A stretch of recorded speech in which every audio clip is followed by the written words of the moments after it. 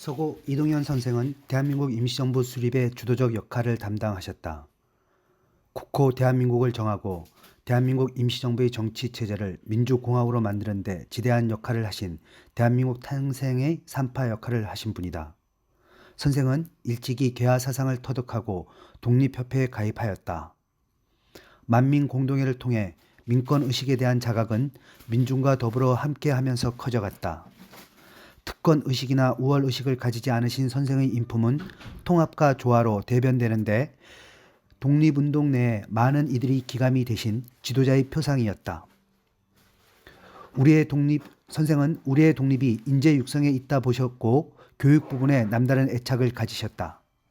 국내에서 원산에 광명학교를 세우셨으며 수많은 독립운동가를 키워낸 신흥강습소 초대 소장 및 신흥무관학교를 함께 설립 운영하셨다. 상해로 이주한 이후에도 임시정부 직할이 인성학교의 운영자금 조달과 운영에 큰 조력을 남기셨다. 또한 언론인으로서 선생은 1998년 창간된 제국신문의 논설위원으로 민족의식과 개화사상에 대한 많은 논설을 발표하였으며 해외 이주 후에는 블라디보스토크에서 해조신문 발행과 논설위원으로 또 임시정부 활동 중에는 독립신문 발행 확대와 임시사료 편찬소를 두었으며 한국 독립당 기간지 진강의 발행 등 기록을 통한 역사의식 고취에 힘을 쏟으셨다. 수많은 독립운동 단체의 성립과 활동에 크게 관여하셨는데 1907년 신민의 창립 멤버와 총무로서 실질적 운영을 관여하셨으며 만주로 망명하여서는 이주민들의 생활, 교육, 중국과의 교섭을 담당하는 자치기관인 경학사를 설립하였다. 경학사는 명목상 자활기관이었지만 이후 서로 군정소로 발전된 독립운동기관이었다. 1913년 45살이 되던 해 블라디보스토크에서 권업회 활동에 참여하셨고 대한광복군 정부를 수립하여 러시아 정부와 연합작전을 계획하고 사관학교 설립을 추진하기도 하였다. 또 임시정부의 여당인 한국독립당 창당과 초대 이사장을 역임하여 우리나라 정당 정치의 시작을 알렸다. 1919년 3.1 독립운동은 정치는 물론 경제, 사회, 문화에 있어 큰 변화를 보였으며 무엇보다 군주제에서 공화제로 전환된 가히 혁명적 사건이었다. 독립운동가들은 속속 상해로 몰려들어 임시정부를 수립하여 독립운동의 구심점으로 삼으려 하였다. 상해와 북경을 오가며 정부 수립을 도모하던 선생은 입법기관부터 수립하여 헌법, 헌장, 정강을 제정하여 법적 정당성을 확보하는 것이 우선이라 생각하셨다. 선생이 주도로 지금의 국회에 해당되는 임시의정원은 팔도의 국민대표와 미주, 만주, 연해주의 국민대표를 망라하여 29인의 의원을 선임하였다. 선생은 임시의정원 초대의장으로 피선되어 우리의 국호를 대한민국으로 정하고 대한민국 헌법의 뿌리가 되는 임시헌장을 발표하였다. 제정 발표했다. 임시헌장 1조가 대한민국은 민주공화제로 함이라 표기함으로써 우리나라 정체 확립에 큰 역할을 하셨다. 또 임시의정원은 이승만을 국무총리로 정부를 조각하였는데 대부분 인사들이 해외에 있어 제때 상하이로 부임하지 못해 임정은 공백 상태가 되었다. 이에 선생은 임시의정원 의장을 부의장 손정도에게 위임하고 국무총리 대리로 선임되어 각부 차장들과 임시정부의 인하와 단결을 도모하며 임정을 안정시키려 지대한 노력을 기울이셨다. 독립의 염원으로 수립된 임시정부는 순탄하지만 않았다. 연해주, 한성, 상해 임정을 통합하는 과정에서 진통도 있었고 통합 임시정부 대통령으로 선임된 이승만의 상해 부임이 늦어지고 미국의 조선의 위임 통치한 문제가 대두되자 대통령 탄핵 및 임정 운영에 대한 창조파와 개조파의 대립이 거세졌다. 1923년 1월부터 약 5개월간 이곳 상하이에서 120여 개의 단체들이 모여 임시정부 운영에 대한 열띤 격론을 벌였다. 국민대표회의로 불리는 이 회의는 큰 결과 없이 폐회되었지만 민주적 회의 절차를 거친 공론의 장이었다는 것에서 민주주의 원형을 보여준 대회라 하겠다. 이때 선생은 김구, 이시영, 차리석, 조소왕 들과 같이 시사책진을 조직하여 임시정부 고수를 주장하셨다.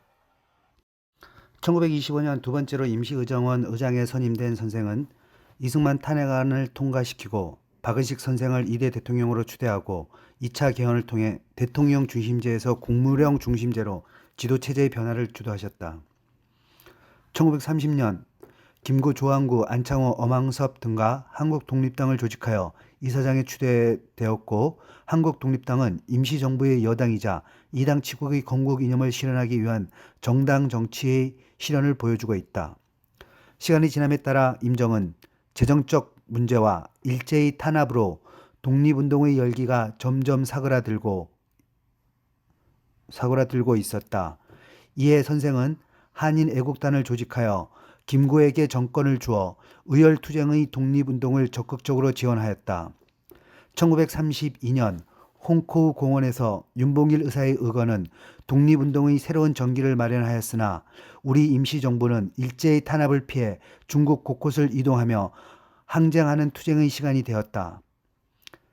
윤봉길 의사 의거 직후 피체 위기에 직면한 김구 선생은 가흥으로, 김철, 양기탁, 송병조 선생 등은 항주로 이동하여 독립운동을 지속하였다.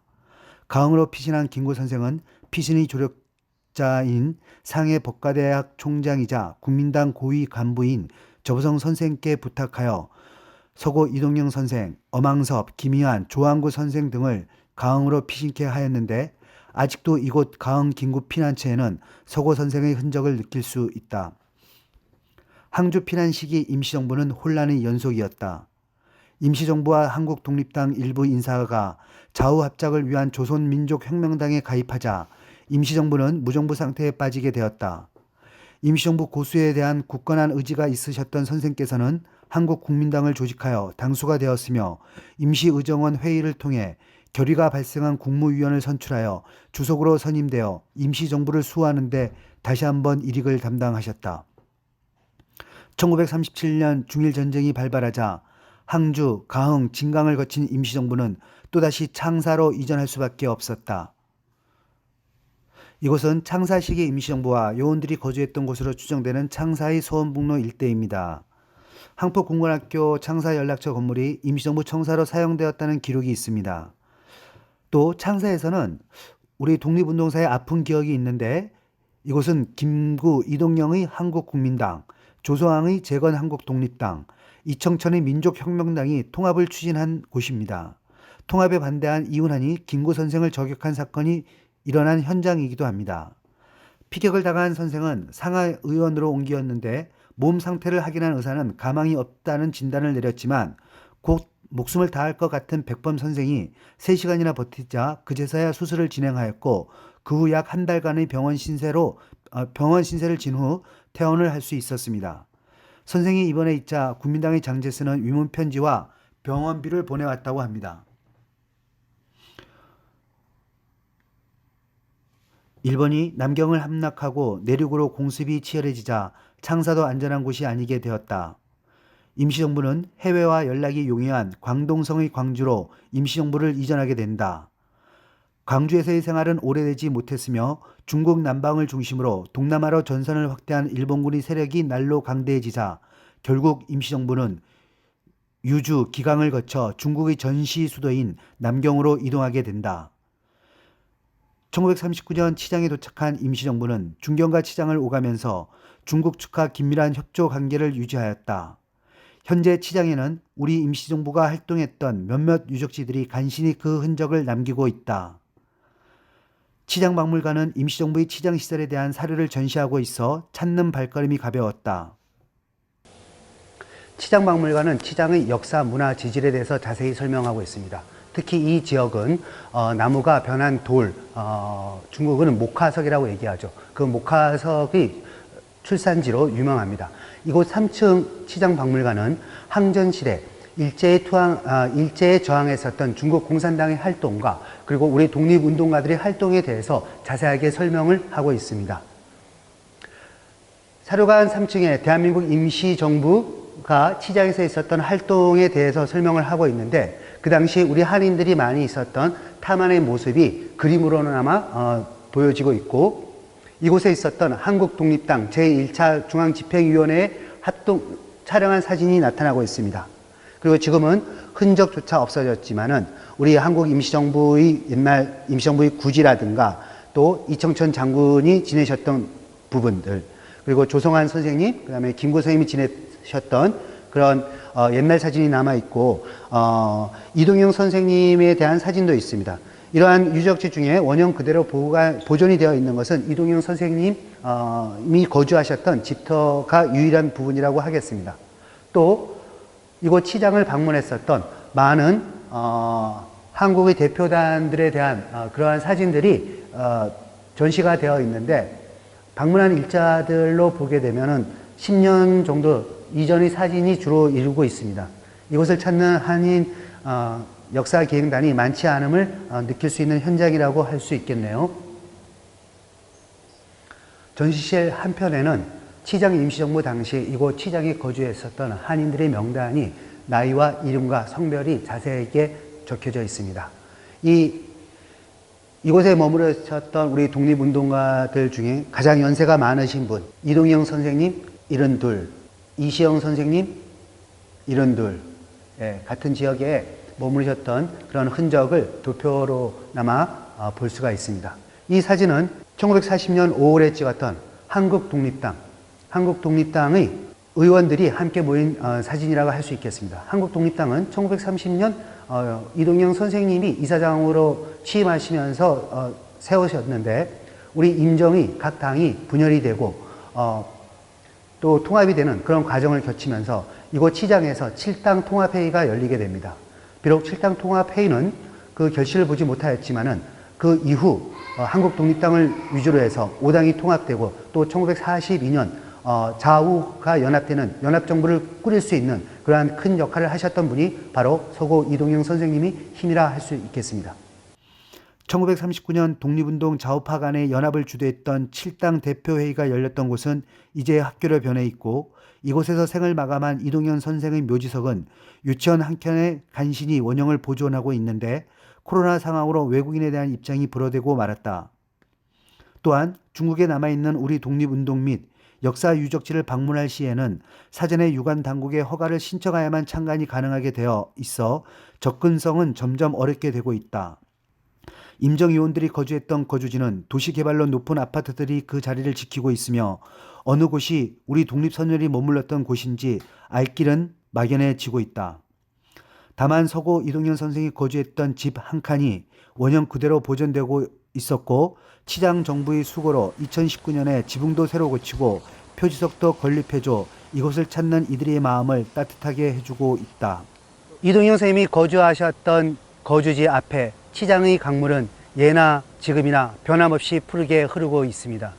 선생님이 거주지 옆쪽에 조성환 선생님 그리고 김구 선생님이 함께 있었다는 그런 기록이 있지만, 지금은 전혀 그 흔적을 찾을 수가 없습니다. 또한 강의 건너편에 양우정 선생님, 제시의 아버지가 되죠. 양우정 선생님이 거주하셨던 곳도 지금은 아파트로 변해 있어서 이곳 치장에서는 그 당시를 기억할 수 있는 것은 이동영 선생님의 거주지 외에는 그 흔적을 찾아볼 수 없는 안타까움이 남아 있습니다. 이것은 이동영 선생님이 1939년 71살의 노구를 이끌고 이곳 치장에 도착하셔서 거주하셨던 주거지입니다.